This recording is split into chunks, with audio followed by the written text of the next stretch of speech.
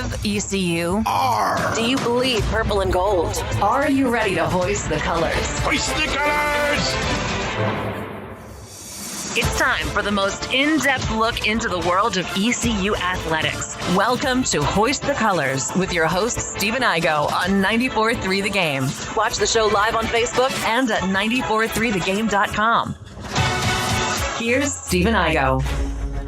Welcome in to another week of Hoist the Colors Radio. It's Monday, June 22nd. We are 75 days away from kickoff.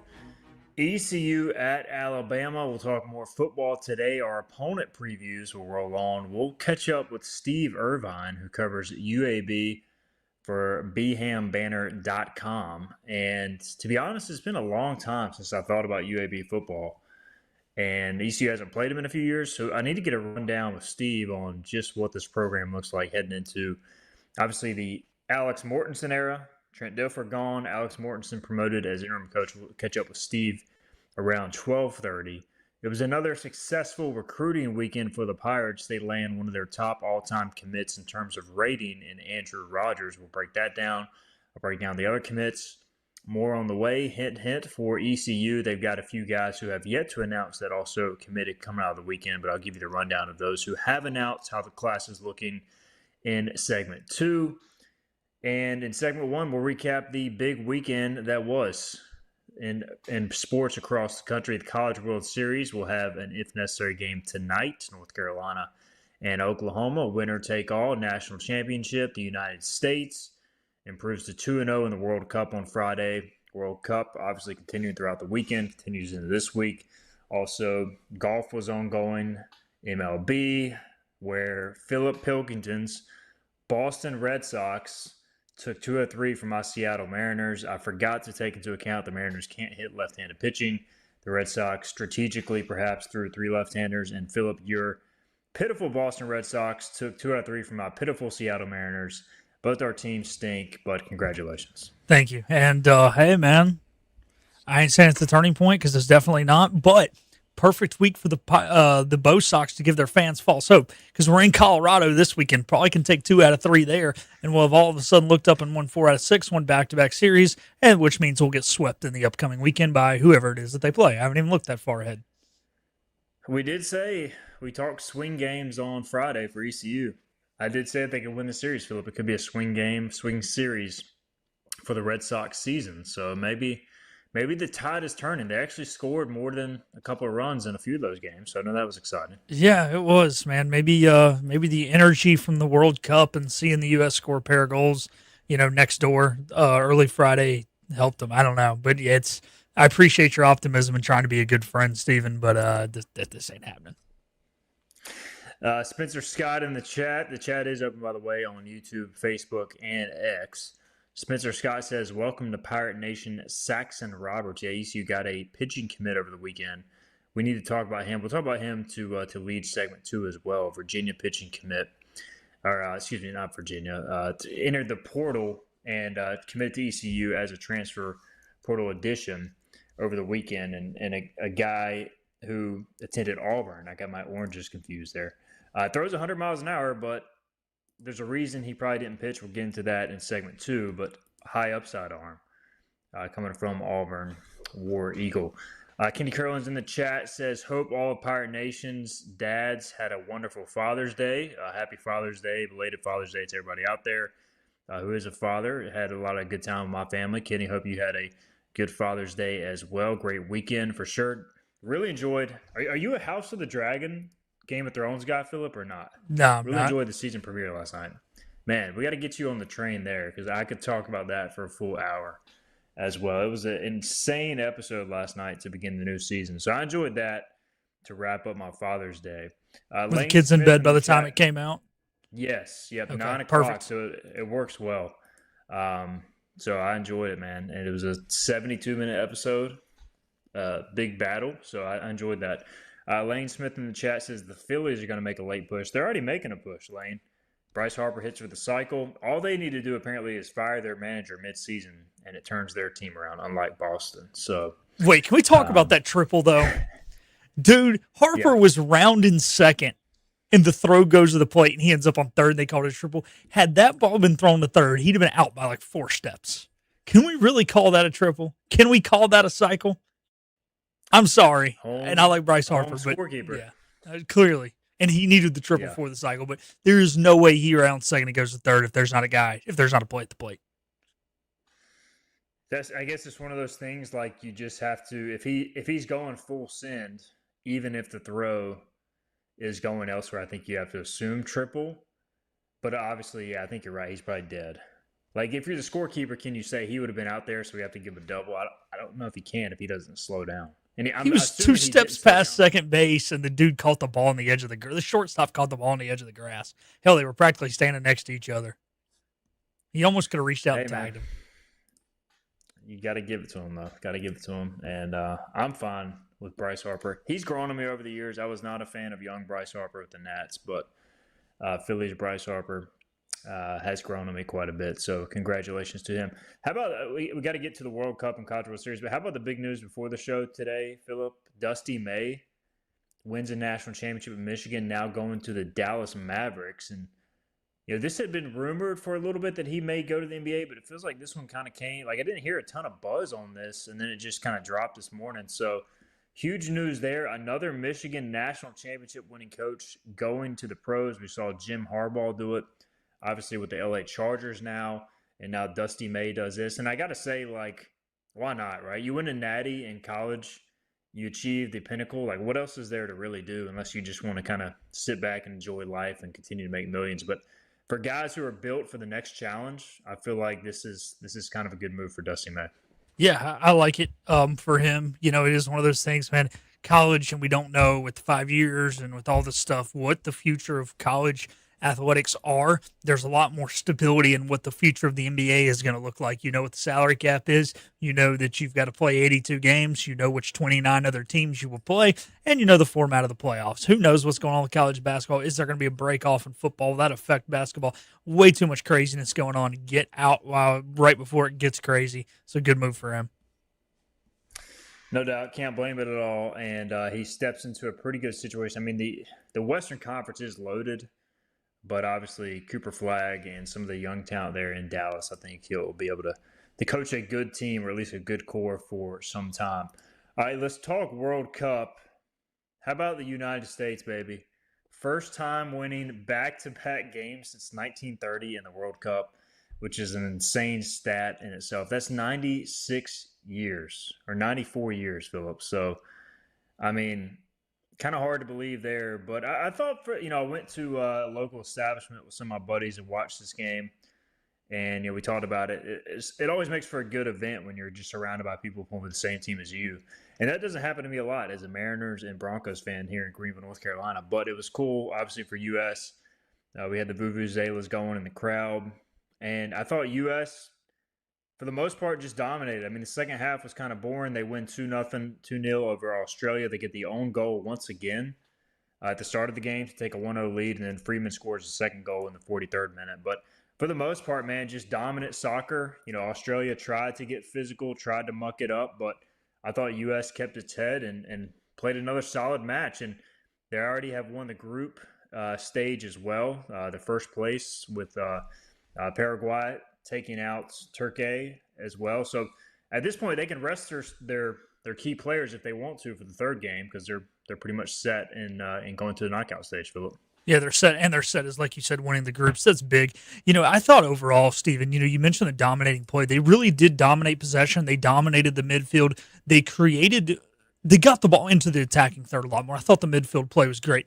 I didn't love, though, and now part of this was kind of sitting back in the second half, the lack of chances they truthfully had scoring. When you look at that first goal, the Aussie defense pushed up, or the Aussie strikers really pushed up to play defense on a lot of our guys, and it ended up kind of creating a lot of one-on-one situations. We got the ball in deep, and normally where you have a full back line, there just wasn't a full back line there. It was a one-on-one at the post, ends up going off the defender and going in, but had he not been there, whoever the U.S. guys would have put it in, and then the second one was off that set piece. So I kind of wish they would have been a little better once they got the ball into the attacking third, but I still thought they dominated possession and at least got the ball in well and proved, hey, we were very much the better team, and credit for them not losing their heads, when, like you said, the Aussies decided to get a little physical and chippy. We can get into this more later this week, Philip, but how does the U.S. play this? It'll be a 10 o'clock Eastern start, 7 o'clock local in California at SoFi Stadium on Thursday against Turkey. And I don't know, Turkey's out of this. United States is already advancing. Do they just, not show anything? I feel like the competitor, and you're playing a World Cup match on U.S. soil. I still feel like you got to go out there with some juice, and Turkey is going to want to at least try to close with a victory. So, I'll watch at least the first half. I don't know if I'll stay up for the full thing, but I am curious how U.S. plays this. Yeah, obviously I think you're going to go through. You try and win, right? But I wonder, really, you mentioned it earlier the first time you brought it up. How many guys do you rest?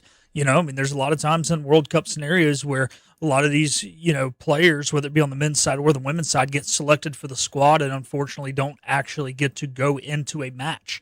Just especially with soccer, you're only getting 5 substitutes and 3 substitution windows. So you wonder maybe some of the guys who just haven't set foot on the pitch might get an opportunity. I think that would be cool, but I still think you go out there and you play. You play the game to win the game. I don't think this is like a Week 18 game in the NFL where it's like, whatever happens, happens. Like you said, it's a World Cup game on home soil. However, yeah, maybe you just don't put in the best player. It's not like there's a huge fall off. The guys who are the backups are still on a World Cup roster, so it's not like you're throwing the game by throwing them out there.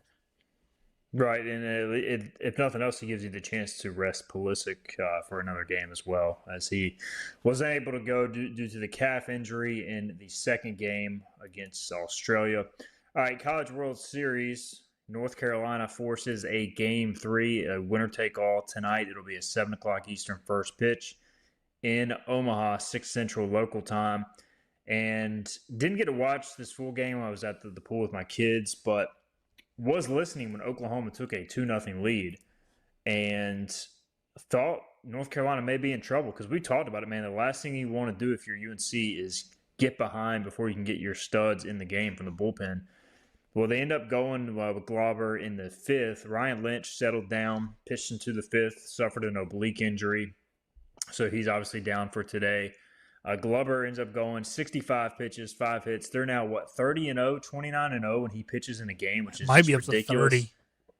Yeah, does he pitch again today? 65 pitches. He's a younger than normal freshman with a higher than normal workload for a freshman, but still, you have a natty on the line. They're going to go to McDuffie. It sounds like DeCaro is available on short rest. I bet he throws today, at least in some capacity. You don't want to throw him. You hope that, DeCaro comes in and shoves and you're up big. But if you need him, it's Game 7. This is it. There's no tomorrow.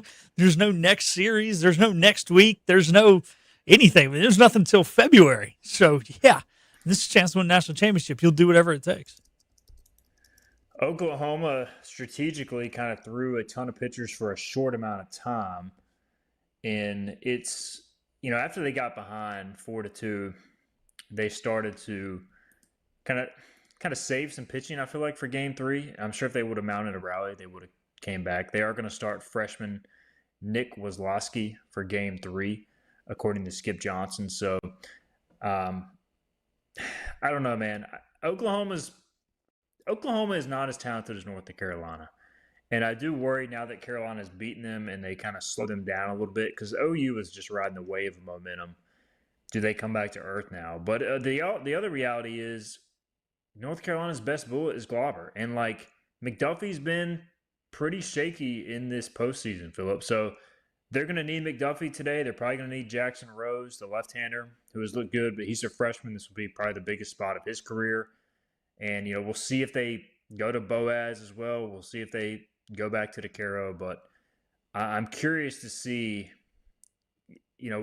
what their pitching plan is because they're obviously going to lean on McDuffie, but I feel like he's been kind of hit around here these last few outings.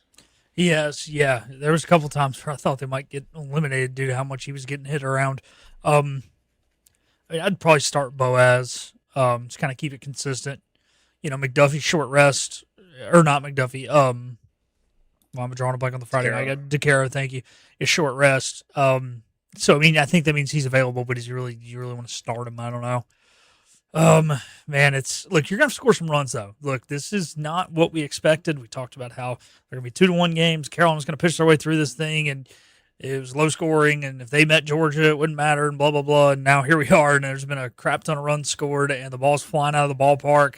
And look, could OU come back down to earth? Maybe a little bit, but I still think they're going to hit the ball well. I think for Carolina, you just got to score some runs, kind of take these questions out of it, right? Jump on their freshmen, put their pitching staff in a bind, and, you just kind of play reactive on your side of things with arms and make them have to be the proactive team because you're the team scoring runs. All right, the first quote from Forbes after the game last night, Scott Forbes, reading this off Tar Heel 24/7, was asked about who his starter will be tomorrow. He said, "I can't make that decision tonight because I want to see how guys feel on Monday. I told Coach Gaines, their pitching coach, I feel like we've got about 7 options to start tomorrow, and I like every one of them. It will be all hands on deck." He did say that he hopes that Ryan Lynch, even after suffering an oblique injury, can come back and pitch tomorrow. He said, "I don't think it's that serious, but I didn't want to gamble. If he tells me he feels great tomorrow, he might be the starter." So I guess at this point, they're just – maybe he doesn't want Oklahoma to know who they're starting, but obviously they got to announce a starter at some point. And curious to see how this plays out, man. At the end of the day, you're going to a winner-take-all. You do what it takes to win a natty. I mean, we'll see how guys feel, I guess. None of this matters. Hunter Corbett says, "I have an issue with the College World Series. Why aren't the first 2 games played at night?" Well, the first game was scheduled for night, correct, on Saturday, but they moved it up due to weather? Yeah, they did. I'm pretty sure. That is correct. Now, yesterday was an ABC national TV broadcast, and actually, if you look at – this is something that kind of bothers me, but this is a TV decision.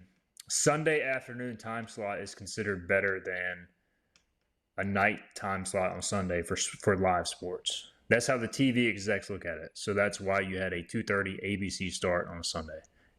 So I'm okay with that. I mean, think about it, man. Like, you're getting lunches packed and kids to bed, and, like, Sunday nights are tough, man. A lot of people try and get bed early on a Sunday night after a long weekend. I don't mind that, but I would say Saturday. Yeah. Saturday at 3 was not ideal, but, yeah, that was moved up. Yep, there you go. So addressing that question from Hunter. All right, let's get a break in. We'll come back. We'll talk recruiting. Pirates get a transfer pitcher from Auburn. We'll break that down. Also, huge recruiting once again for the 2027 football class before the dead period. We'll talk about that next. This is Hoist the Colors on a Monday. You know what the problem is with standard belts? Usually you have to choose between too tight or the opposite, too loose. But with Anson Belt and Buckle, you don't have to choose. We got rid of the holes and instead have a track system designed for micro-adjustability. That way you can enjoy a perfect fit every time. Anson Belt and Buckle. Find your perfect fit today.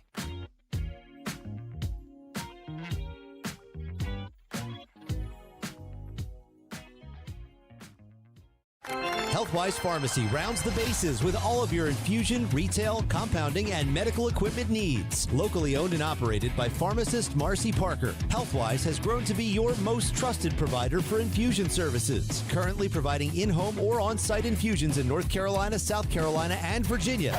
Visit Healthwise Pharmacy at 615B South Memorial Drive or call 252-295-0059 to speak to a patient service representative to find the option that best suits your needs.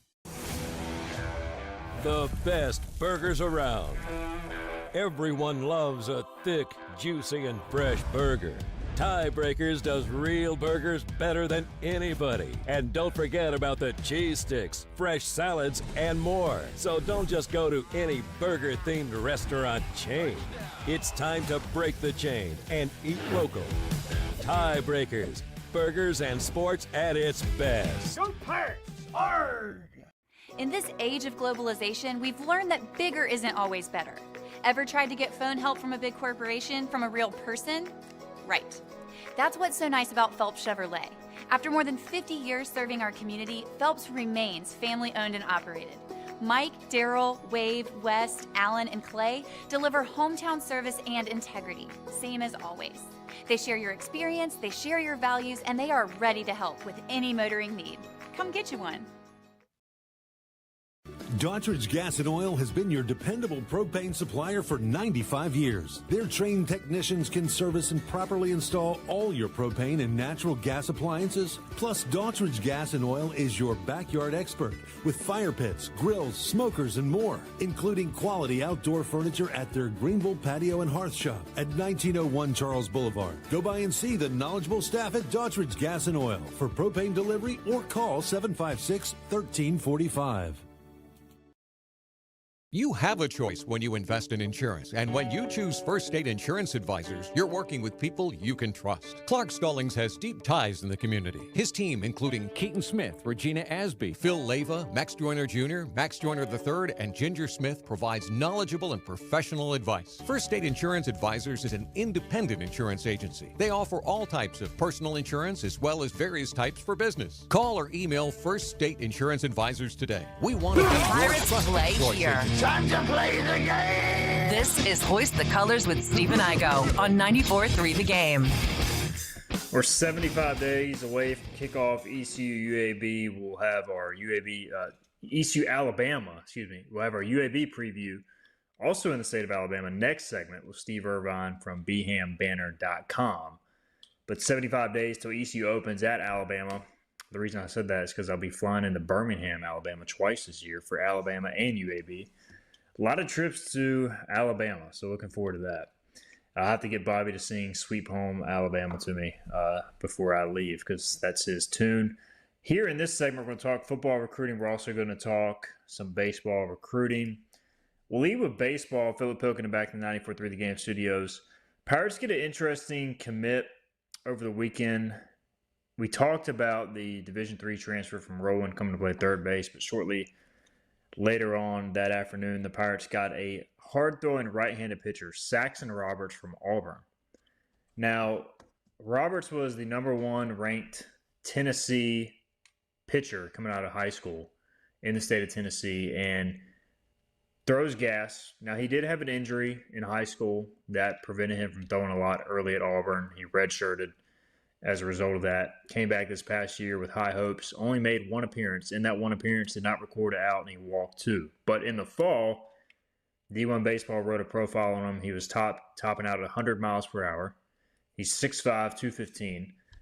He's pitching this summer for the Amsterdam Mohawks, which I didn't know existed. They're part of the Perfect Game Summer League. He has made two appearances. He's pitched 3 innings. He struck out 8 with 3 walks, just 1 hit allowed. Jake Agnos did go and see him recently, recruited him. Obviously, he liked what he saw. Pirates committed him shortly after. So, look, I'm expecting ECU to take a handful of arms. What do they need? They need somebody at the back end of the bullpen that can throw gas. Now, I don't know if this guy's going to be able to throw strikes consistently. There's probably a reason he has not pitched, Philip. But on the surface, I'm completely fine with this take. Because you only find so many 6'5" guys who throw 100 miles an hour in the sport of college baseball. So let's give it a shot and let's see what happens. I'm all for it. You do not want to go in with him being your suspected closer due to the lack of experience and the wildness. However, if he does hit, you'd much rather him hit and be on the mound when your team's playing defense than have somebody else go out there and then you got to hit against him when he throws 100 miles an hour at 6'5". So this is one of those, high reward, low risk type situations. At least you hope it's low risk. You hope you don't go in, hey, he's our 9th inning guy the first week of the season. But as long as you can find some other back end guys, I like this gamble. Yeah, and I mean, I think if they were only taking one pitcher and Saxon Roberts is the guy, then maybe I'm not as fired up about it. But I think with Agnos, seeing him, recruiting him, his stuff, his upside, you take it and you figure it out. And, we'll see how it plays out. It's not a guarantee, but it is a profile that I'll take, 99 times out of 100, especially given ECU's pitching situation on the back end as it stands on paper right now. All right, flipping over to football recruiting. It was another huge weekend for ECU on campus. The 2027 recruiting class rolls on.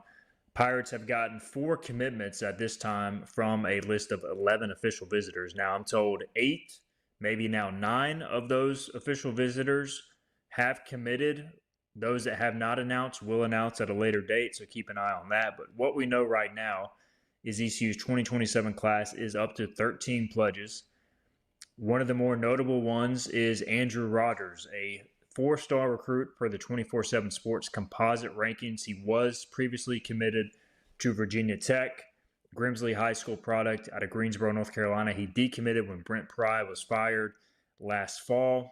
He also officially visited North Carolina this summer, had visits planned to Clemson and James Madison, canceled those, came to ECU, committed. And, watching the tape, obviously tremendous talent, had a ridiculous sophomore season at Dudley High School. Production went down a little bit at Grimsley, also in the Greensboro area. But a guy at 6'6", 240, you're not going to get this guy with this much length and this much explosiveness at East Carolina very often. That's part of the reason he's ranked so high, not only the productivity, but the upside. He's a true defensive end in terms of he'll be able to put his hand in the ground, get upfield, create pass rush. So he is coming off an injury at Grimsley, but a guy that I really like long-term. And if he has to sit, develop, rehab a little bit, that's not a bad thing. We know how good Roy Tesh is at developing defensive line talent.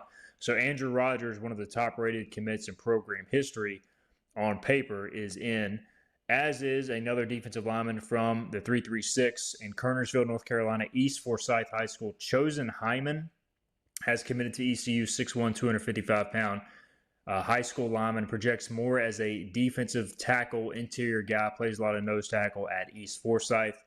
Not as many offers, but another classic Roy Tesh addition. Guy just, you watch the film, and the film doesn't match the offer sheet. Now, he doesn't have great size right now, but he's got a projectable body in terms of an interior defensive line guy. So, again, classic Roy Tesh guy. He's probably going to redshirt. He's going to develop in 2 or 3 years. He'll jump up and be a really good player. Andre Greer, Aiden Grifton High School from Pitt County. He stays home, multi-sport athlete.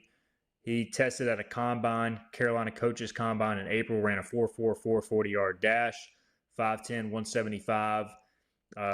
Projects probably as a safety, could end up playing multiple positions. Damon Maggs, safeties coach, led the recruitment in Andre Greer. Also broad jumped over 10 feet. Really good athlete, explosive traits. Again, not highly recruited, but a local talent ECU likes. They like his projectability. They like the way he can really run. Mason Hefner, linebacker from Lake Norman High School in Mooresville, North Carolina. I'm really high on this kid, 6 foot, 205. Had a couple other notable offers, but this is a guy who camped at ECU in late May, ran really well, tested really well. He's a little undersized for a linebacker, but ECU's projecting him to play linebacker for now. Could end up a nickel. He's been timed at 21 miles per hour in a camp. He's been timed at 22 miles per hour. He can really run, can really hit, returns kicks, returned a kick for a touchdown at Lake Norman last year. So another in-state addition, and all 4 commits that have announced are from the state of North Carolina. Lake Norman, Aiden Grifton High School, East Forsyth, and Grimsley, with more on the way. So ECU's class now up to 13 commitments. They also keep an eye on the following names that visited this past weekend. A couple of running backs. Kamari Holloway from Southern Durham. He's committed to Temple but still visited. Lawrence Hewlett, who came from Prince George High School in Virginia. He's set to make a decision soon. Zaylen Green's a track star out of Georgia, who is expected to make a decision soon. Weddington High School offensive lineman Bryce Johnson tells me he's going to announce his commitment Wednesday. I feel pretty good about where ECU is there. Jordan Matthewson, one to watch from Martin County in North Carolina. Really versatile linebacker who's taken visits to multiple schools. He'll announce soon as well. And then James Porter, Dorman High School in South Carolina. So, Philip, we talked more last week about some guys outside the region who had positive traits, tested well. This weekend's class, the commits from this weekend, the targets, a lot of local talent. The thing I recognize most about this group is these are guys who have been recruited by ECU dating back to last summer. The thing I like most, I don't even care. People get so caught up in the offers, and I'm excited they got Andrew Rogers. I think he's going to be a good player. But for me, I trust this staff evaluating players in person. They saw most of these kids back in the fall as juniors. They saw them this spring during the evaluation period. They got a lot of them in for camp during the summer. They bring them back. So, at the end of the day, they know what they're getting. And I would rather ECU take those type of players than go offer some kid just because he's a 3-star and take him and not know what you're getting. So I trust this staff. I like how this class is coming together, and I expect some more big news shortly. Yeah, when you get these guys in these camps, Steven, you can kind of tell the kind of player they are. How are they interacting with the other student athletes when they're not actively going in a drill, when they're waiting in line for a drill? How do they treat the coaches? How do they treat their teammates? When you see some of the stuff like that, especially for a team that's so much predicated on culture and is wanting to have guys who want to be here and likes to have a mature group of guys. This is not a coaching staff that recruits a lot of knuckleheads. Let's just be honest. They don't put up with that crap. So, not saying the guys from out of state are, but when you know that a guy isn't, that helps. All right, there is your recruiting updates. And again, keep it locked on hoistthecolors.net. We'll keep you up to date on any news, new developments, news breaking. I'm expecting some more recruiting news in the coming days. And yes, Kenny Curlins in the chat says Roy Tesh is a monster maker. Give any projectable defensive line body to Roy Tesh, and I'm going to trust him for sure. All right, we got to get a break in. We'll talk more recruiting later this week, I'm sure. We'll circle back around to that. We got to get to our UAB preview. Steve Irvine from bhambanner.com will join us after this.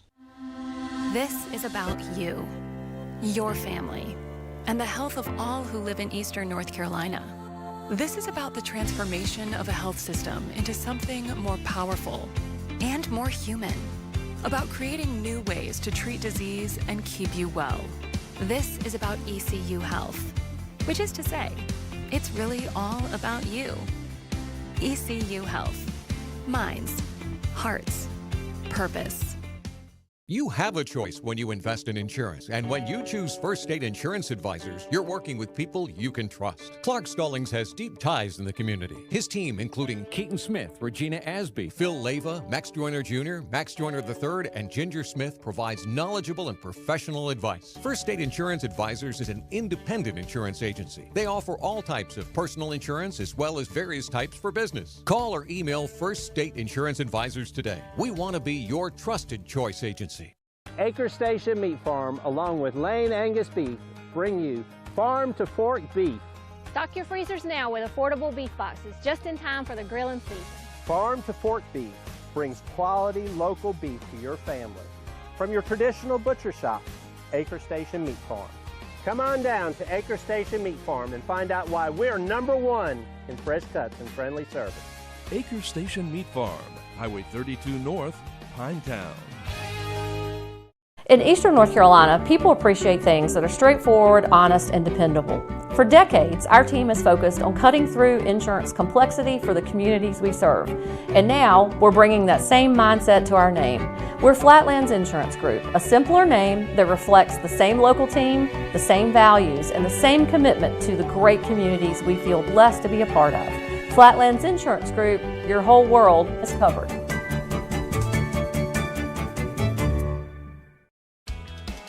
Make every day electric on the Kawasaki Electro 20 electric balance bike. Maximize the fun with long run times, impressive top speed, and Kawasaki build quality. Easy adjustability and smooth handling make everyday riding more enjoyable. And the standard MTB type tires provide off-pavement capability. The Kawasaki Electro 20 is the electric balance bike that's built to rip. Go to Ron Ayers Motorsports, Memorial Drive north of the airport, Greenville. Your confidence makes everything look good. You see the world in vivid color, not black and white. Swing through your neighborhood Fantastic Sam's Cut in Color and let our experienced stylists take you from everyday to extraordinary. Fantastic Sam's hair salons are locally owned and operated. Our full-service salons are conveniently located in Goldsboro, Kinston, Greenville, New Bern, Jacksonville, and Calabash. Stop in today at Fantastic Sam's, where the possibilities are endless. Get ready to board. We're live with Stephen Igo on 94.3 The Game. Now, back to Hoist the Colors. All right, segment 3 here, HTC. We continue on with our football opponent previews. We're 75 days out from ECU at Alabama later on in the season. The Pirates will take on UAB. It'll be a Thursday night affair, October 15th in Birmingham at Protective Stadium. To get more on the Blazers now, we call on Steve Irvine, who covers UAB for bhambanner.com, has covered the Blazers for a long time. Steve, first off, welcome into the program. Secondly, what are the overall vibes like in Birmingham ahead of this upcoming UAB season? Well, first off, Stephen, appreciate you having me on, man. I think the vibes are certainly a lot better than they were last year at this time. I think that there's an excitement, but, because there's always excitement when there's a change, you know how it is. And so I think there's an excitement, and I think that they feel like, they're better. They have a better roster than they've had in the last couple of years. And certainly I think people from outside just looking in on it feel like the coaching staff overall is better than it's been, and since Bill Clark was here. And so I think, I think it's excitement right now. Now, who knows how that's going to play out? We'll see once the season starts. But, I think there is some optimism, in this program for the first time in a while. Steve Irvine with us, covers UAB. Get some insight on the Blazers here. All right, so Steve, ECU has not played UAB in football in quite some time. These obviously, since the Blazers entered the American, this will be their first meeting. So we've kind of watched it from afar. We enjoyed the Trent Dilfer press conferences, but I don't know how good of a head coach he was. So just talk about covering him, what that was like, and also obviously Alex Mortensen gets the internal promotion and then the elevation to head coach.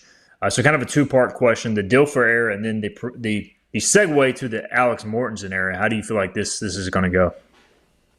Well, the Trent Dilfer era was interesting to say the least. As you said, the press conferences were fun, and Trent's a great dude. He really is. I enjoyed him as a person.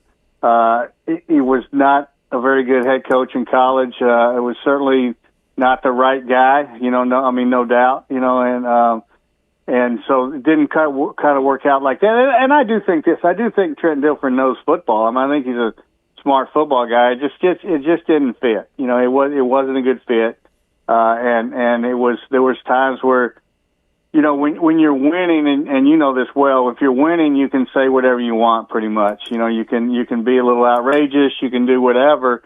But he was saying some outrageous stuff without winning, and that, those two don't fit. So obviously it was the right move to move on from Trent Dilfer, and it was the right move for him to move on. And I really think Alex Mortensen. I think if you look at the hire on paper, just on paper from the outside, and you really don't know Alex Mortensen, you don't really pay attention to kind of how he's built himself.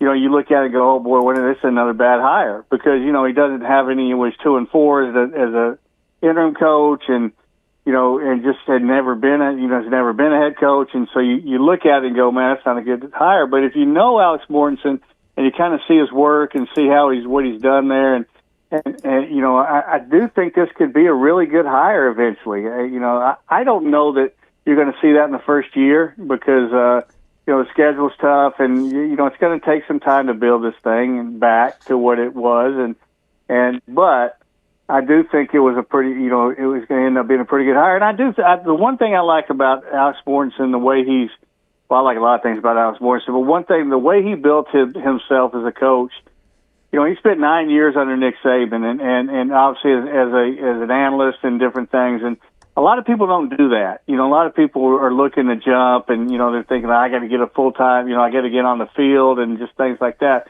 But the roles he had and the ability to be patient and learn under the best who's ever done it. I think that was a really, really smart move by him. Not everybody can do that, but he could. He was in position he could do that, and I think that that's really going to help him as he moves forward.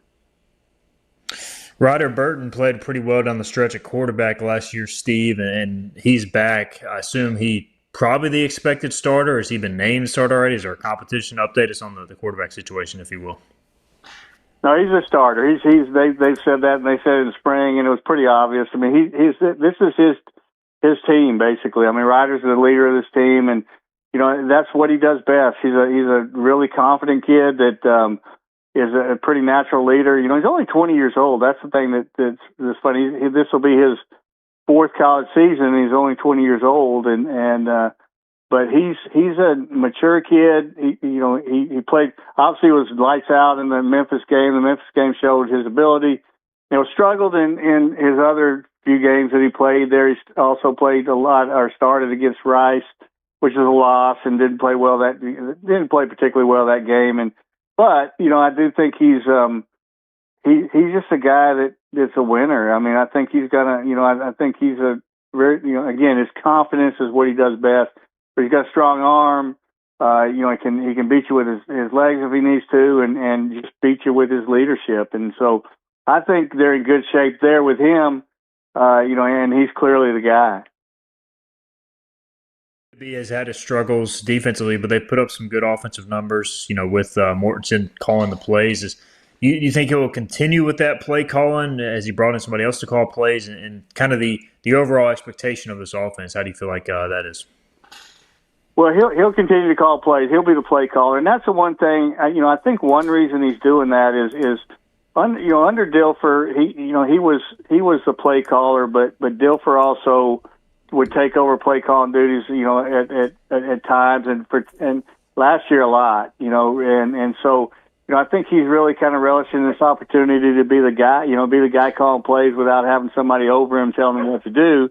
He'll be the play caller, but he's also really good. One of his strengths, I think, is letting his coaches coach too, and so he'll have a lot of input from his offensive staff. But one thing I think you'll see with him, and y'all haven't seen him as much or paid attention to as much, but they haven't really run the football very well, and they didn't run the football very well under Dilfer because he didn't really commit to it as much. And this team will. I think this offense will. I think that's one thing you're going to see. They brought in a kid from Georgia, Roderick Robinson, who was a big-time player out of San Diego and had spent 3 years at Georgia, but injuries played some, but injuries had kind of marked his time there, and they brought him in to be kind of the main guy. He's 6'1", 235. Well, actually, from when I was told the other day, he's up to 250 and without losing speed. But I think they'll probably play at 235. And he could be a big time guy. I mean, if he can kind of regain his health and be healthy, he looked great in the spring. So, and they've got 4 other running backs too. So they'll play 3 or 4 running backs, and I think you'll see the running game really be a big part of the offense this year, which you haven't seen in the past 3 years. Defensively, they bring in a veteran coordinator, Todd Grantham, obviously well known in football, and most recently DC at Oklahoma State, but has stints at Florida calling plays. Also spent time at Louisville calling plays. So it looks like a pretty good hire on paper. Steve, just your overall take on the defense, and is that going to be a kind of a multi-year rebuild? Do you feel like they can be pretty good this year? Well, I think Steve and I, going into the spring, I thought it was going to take some time, and it will. But I was really impressed with Todd Grantham in the spring, just kind of the way he handled himself and the way he handled the defense, and kind of the tone he set, a little bit for not only defense but really the team. I mean, just the intensity that he coaches with, and the other thing that I thought he really did well after seeing him in the spring was he brought in a lot more talent. One thing that Alex Mortensen did when he brought him in said, I want you to recruit. I want you to bring in guys. I want you through the portal. I want you to bring in the portal guys. That are the defensive guys. I want you to bring your guys. And are you what you want? And so I really thought he did a great job of building this thing. There's very few defensive guys left from last year. There's probably maybe they're going to play 4 or 5, 6 maybe, and I'm talking rotation guys. I'm not sure there'll be a single starter from last year. Unless Nigel Tate didn't start last year because he was hurt. But I do think that I was really impressed with them up front defensively in the spring and also in the secondary. I thought they really built those numbers up, and so I think they have a chance to be pretty good this year. Now, who knows? I mean, we don't know until it starts, but I do think they have a chance to be pretty good defensively this year. Steve Irvine covers UAB for bhambanner.com. A few more things with Steve. We'll get him out of here. And you mentioned the schedule. It's tough, definitely. I mean, they open at Illinois.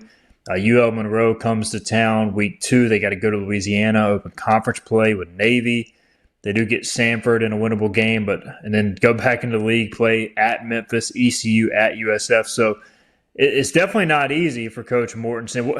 I think Vegas has the win total over/under at 3.5. Like, what do you feel like is kind of a fair expectation given the schedule and some of the unknowns here?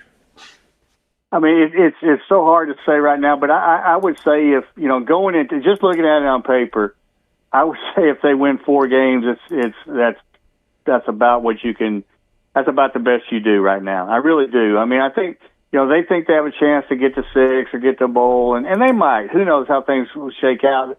Who knows? Right now, I think if you look at it on paper right now, I think if you're saying, hey, if they get to 4, that's pretty darn good, in my opinion, because there's not.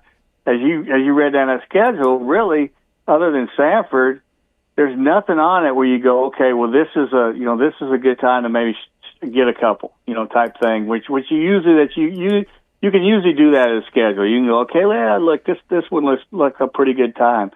There's not a good time. I mean, there's not a good. You look on it, and there's nothing there that other than the Sanford game, that looks good. I'm not saying they can't win. They could certainly beat Monroe. They could win at Louisiana if things go well. Who knows? But right now, the only, to me, guarantee, and Sanford's a pretty good program, but to me, the only guarantee is Sanford. And after that, you're just going to go, okay, you're toss-up at best. Yeah, makes sense for sure. All right, final thing for Steve Irvine. Hey, I went to the Birmingham Bowl in 22 when ECU beat Coastal, and obviously I'd gone to Legion Field in the past, but going back to Protective Stadium, man, awesome stadium, an awesome little setup there where across the street they have a lot of good restaurants and bars, and I would encourage any ECU fans who haven't been, if they can make it on a Thursday night, to definitely check it out. But just I'm sure you covered obviously the program being shut down and revived, and how much have things changed over the past decade with UAB football? You've obviously seen a lot, so just kind of curious on that aspect of things, the support of the city, the University of football, and how that's changed over the last few years. Oh, it's been crazy. I mean, it really has. I mean, it all started with the return. I've covered it since 2005, so I've seen a lot, and it's just the city. The city has embraced UAB, since the return, and now that the crowds obviously need to work on that, but it's night and day from the old Legion Field days where it would be nobody in the stands and nobody cared, and and then it all started with Bill Clark. It started with the return and Bill Clark staying, and it all started with that. Now that's what's been frustrating for UAB folks over the last 3 years is, Bill had it running, had it really, being they really were one of the better, group of 5 programs in the country, or they were headed that way. They were headed toward being that under Bill Clark, and then the change, and now they've kind of slid back as far as, lack of success to what it was. So they're really hungry to get this thing built back up, but it's a whole different feel, and a lot of it is protective. Protective, like, as you said, it's a beautiful place. Now, I remember that night, that was a great game for East Carolina.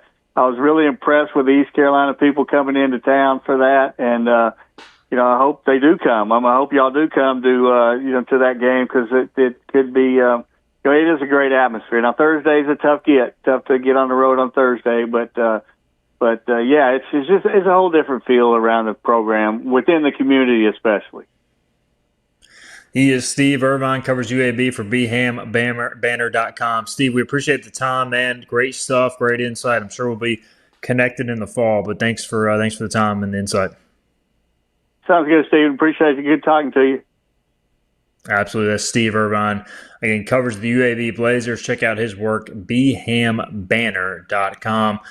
Covers a lot of things, including UAB, things going around Birmingham as well. And some UAB baseball talk on his website as well after their great season. All right, let's get a break in. We'll come back. We'll wrap up the show after this.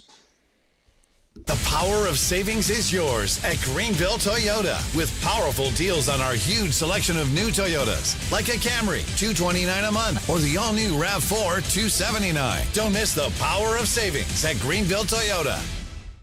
In Eastern North Carolina, hard work matters, and it always has.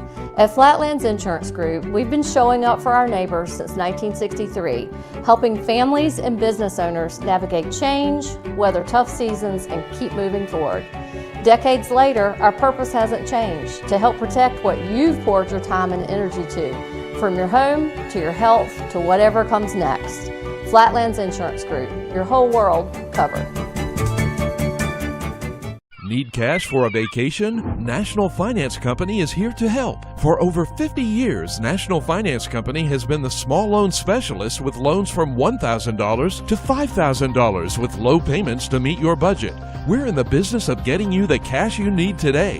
Apply online for a loan at one of our convenient branch offices and get your money as fast as today. It's easy. Get the vacation cash you need. For extra cash, visit nfcmoney.com. Your future is full of possibilities, and Pitt Community College can help you explore every option. You can earn a degree, learn a trade, transfer to a university, or launch a new career.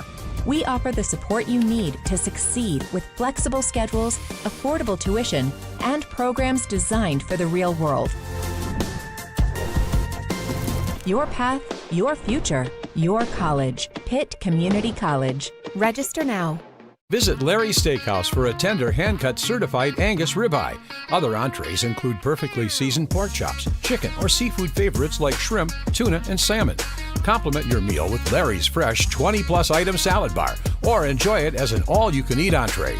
Daily rotating favorites include meatloaf, chicken pastry, hamburger steak, spaghetti, pork chops, and more, all complemented with your favorite country sides.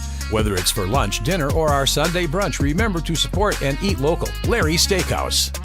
A hunting and fishing event of the summer comes to the Greenville Convention Center, July 11th and 12th, bringing together the best hunting and fishing vendors, outfitters, and fishing experts, all under one roof. Special free events, including a mountain trout pond, indoor archery range, offshore fishing experience, interactive duck blind, and free seminars. Don't miss it. The Mid-Atlantic Hunting and Fishing Expo is July 11th and 12th. With new Toyota trucks from $259 a month, you've got the power of savings at Greenville Toyota. Drive Tacoma's $259 a month or Tundra's only $399 a month at Greenville Toyota, where our volume saves you money. Loyal and bold, we're the purple and gold. Yo ho ho! And we're back to hoist the colors with Steve and Igo on 94.3 The Game. Final few minutes of the show here. In our last segment, we just had our UAB opponent preview, which I believe marks Game 6. We're halfway through, not counting North Carolina Central, which we still haven't connected with our play-by-play guy, despite me emailing him multiple times. So we may end up doing that preview on our own or skipping it. Tomorrow on June 23rd, we've got Jonah Dillon, who covers Memphis for the Commercial Appeal. He'll join us live in the noon hour. Thursday, just scheduled Ryan Wallen, who covers Temple for Al's Daily.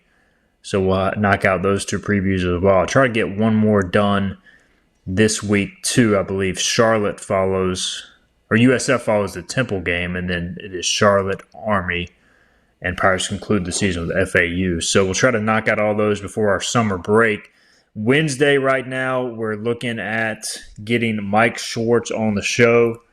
Still trying to finalize a time for that, but I'm texting with Grady Dillon now, who covers, who is Director of Media Relations for basketball. So he joined Patrick Johnson's show on Friday, and then John Gilbert will be on the PJ show today. We also had a comment about golf earlier, Philip, and look, I don't dislike golf. I actually took golf lessons from Mike Cato, who I believe is still an assistant golf coach at ECU. Really? For my senior project for D.H. Conley High School. I was pretty good, but could not hit it straight. He said I had a natural talent, but also had a natural slice that I could never fix. So I kind of gave up my golf pursuit after that. I don't dislike golf, but I hear that you guys talk a lot on the PJ show. Yeah, I know Davey Jones wants us to talk more golf. Look, Davey, I know it was a big weekend. It's only 1 hour a day that we have each show. I will say, we do less soccer talk on that show, a lot more golf talk on that show. So that's kind of the trade-off there. I will say, though, heck of a weekend, and shout out to Wyndham Clark. And it was kind of disappointing to see this course play as easy as it did. You don't want to see the U.S. Open champion go 4 under, but that was due to lack of Mother Nature and rain. The rough just wasn't U.S. Open rough. But, hey, man, at least it forced the greatest in the world to scramble and did make them look human at many times. So it was a hell of a weekend. Davy Jones' full comment was, quote, "Golf is deceptively simple and endlessly complicated. It satisfies the soul and challenges the intellect. It is rewarding and frustrating and is, without a doubt, the greatest game ever invented. I mean, look, it's a great game. I don't know if it's the greatest game ever invented, but I'm not gonna. It's too expensive to be the greatest game ever invented. That's the problem.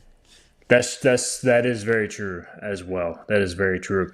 To kind of take you guys behind the scenes too. So right now, our plan is to continue, obviously, Hoist the Colors. We take our summer hiatus in July every year because, A, there's not that much to talk about in July. I mean, we could do shows, but there comes a point where also we do need to rest. This is a year-round job and a daily job. Even on the weekends when we're not live, we're still working in many ways. We're going this week, obviously, through June 26th, this Friday. We will start next week. Monday, June 29th. And then our plan is to at least go through Wednesday, July 1st. And we're deciding on Thursday and Friday of next week, Philip. So just stay tuned for that. But next week we'll go full. And the week after that will probably be our last week. And then we'll be back sometime early August, I think is the plan. So camp starts, August 3rd, 4th, somewhere in there? I don't think it's officially been announced, but I think it's the 5th. Yeah, so we'll be back by then, and then there's media days late July, so we'll have some coverage. But just kind of give you guys an update there. And obviously our content will roll on hoistthecolors.net either way. Quickly, Philip, who wins tonight, North Carolina or Oklahoma? Heels. I'm with you. I think North Carolina wins its first ever championship in baseball. We'll see how it plays out. We'll break it down tomorrow, 12 noon Eastern. Everybody, thanks for your comments. We'll see you tomorrow.